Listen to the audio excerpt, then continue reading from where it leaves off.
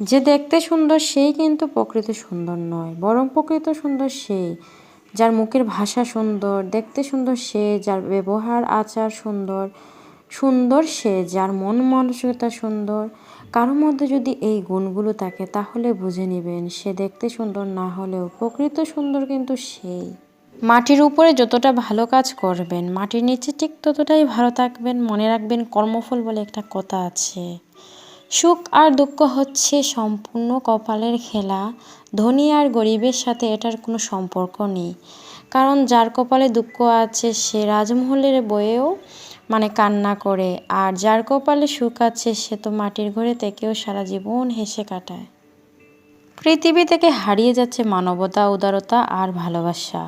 পাল্লা দিয়ে বাড়ছে শুধু পরনিন্দা, হিংসা, অহংকার আর লোভ।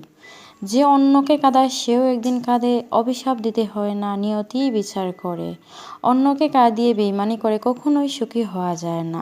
আর বেইমান কখনোই কারো আপন হয় না, এরা শুধুই নিজের স্বার্থ বুঝে। কথায় আছে না, সহজে পেয়ে গেলে মানুষ হীরাকেও কয়লা ভাবে।